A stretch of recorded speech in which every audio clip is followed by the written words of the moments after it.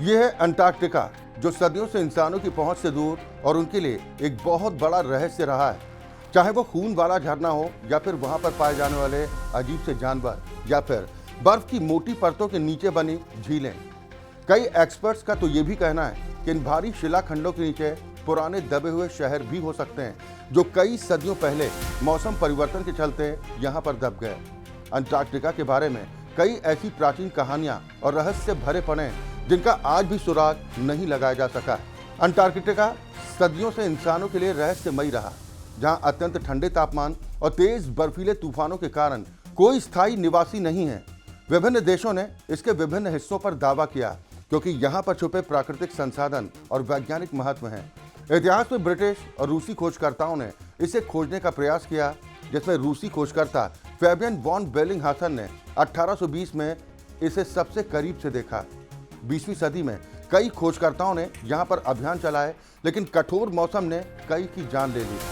वैज्ञानिकों ने पाया कि कभी अंटार्कटिका पर घने जंगल हुआ करते थे और यहाँ के फॉसिल्स से पता चलता है ये पहले गर्म क्षेत्र हुआ करता था।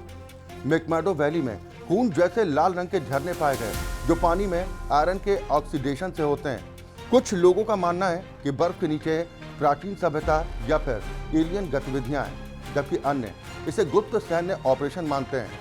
साल 1969 के अंटार्कटिका संधि के तहत सभी देशों को वैज्ञानिक अनुसंधान की अनुमति है और परिणाम साझा करना होता है। 1992 में अमेरिकी सर्वे ने यहाँ 500 बिलियन बैरल तेल और गैस के भंडार खोजे, साथ ही दुर्लभ पृथ्वी खनिज भी मिले।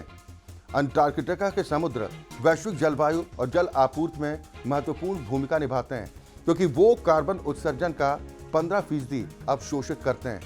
ग्लोबल वार्मिंग के कारण बर्फ पिघल रही है, जिससे नए संसाधन सामने आ रहे हैं।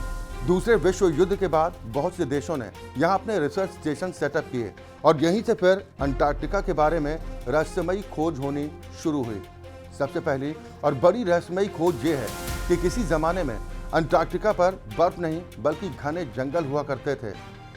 इंपीरियल कॉलेज ऑफ लंदन के वैज्ञानिकों के मुताबिक उन्हें यहाँ पर पुराने पेड़ पौधों के जीवाश्म मिले, जिससे पता चलता है कि करीबन 900 मिलियन साल पहले अंटार्कटिका एक गर्म कॉन्टिनेंट हुआ करता था, जहाँ पर घने जंगल होते थे।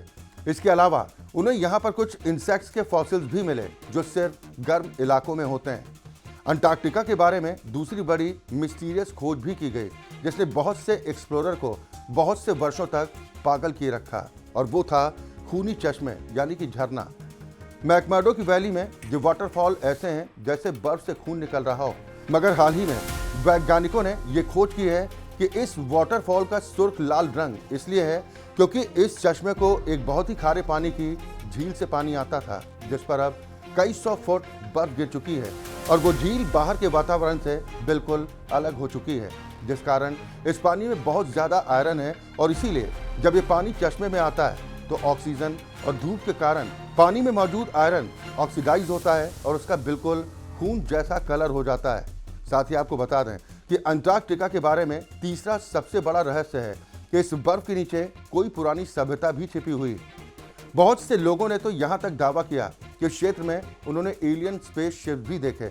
साल 2016 में गूगल अर्थ पर अंटार्कटिका में बहुत सी असामान्य गतिविधियां भी दर्ज की गईं, जिस पर कुछ ऐसी थ्योरी और कहानी भी गढ़ी गई जहां पर इन्हें एलियन उड़न तस्वीरें यानी कि यूएफओस कहते रहे।